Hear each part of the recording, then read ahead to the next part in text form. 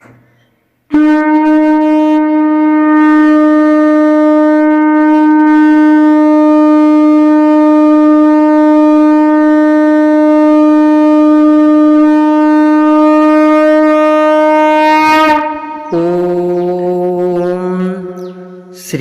परमात्मने नमः। हरये नमः। श्री गुरुचरणकमलेभ्यो नमः। श्रीमद्भगवद्गीता अथाष्टमोऽध्यायः। श्लोक 14, 15, 16 एवं 17। श्लोक 14।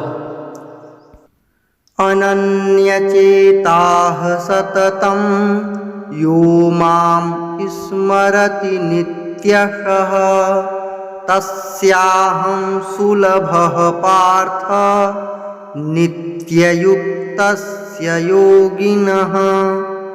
अनन्यचेताः सततं यो मां स्मरति नित्यशः तस्याहं सुलभः पार्थ नित्ययुक्तस्य योगिनः।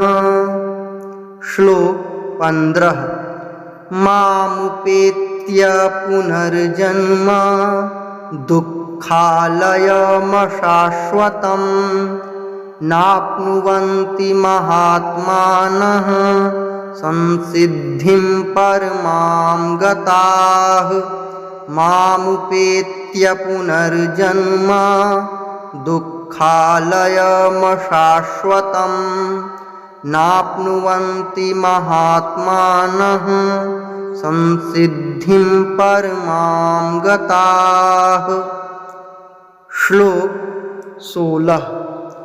आब्रह्मभुवनाल्लोकाः पुनरावर्तिनोऽर्जुन मामुपेत्य तु कौन्तेय पुनर्जन्म न विद्यते।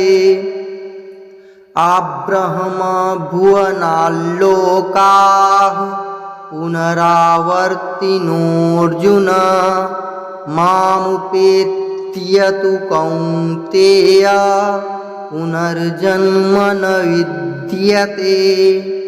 श्लोक 17।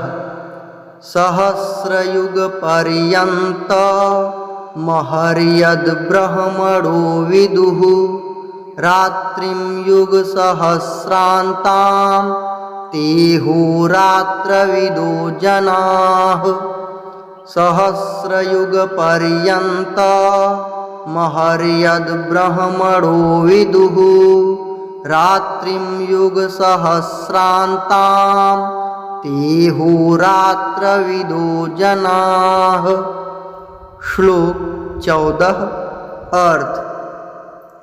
हे अर्जुन, जो पुरुष मुझ में अनन्य चित्त होकर सदा ही निरंतर मुझ पुरुषोत्तम को स्मरण करता है, उस नित्य निरंतर मुझ में युक्त हुए योगी के लिए मैं सुलभ हूँ, अर्थात उसे सहज ही प्राप्त हो जाता हूँ। श्लोक 15।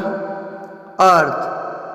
परम सिद्धि को प्राप्त महात्मा जन मुझको प्राप्त होकर दुखों के घर एवं क्षणभंगुर पुनर्जन्म को नहीं प्राप्त होते।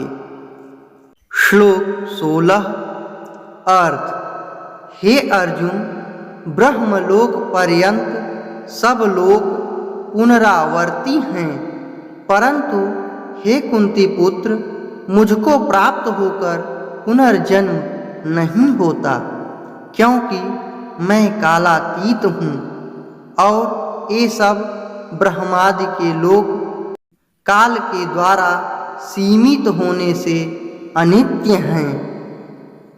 श्लोक 17। अर्थ।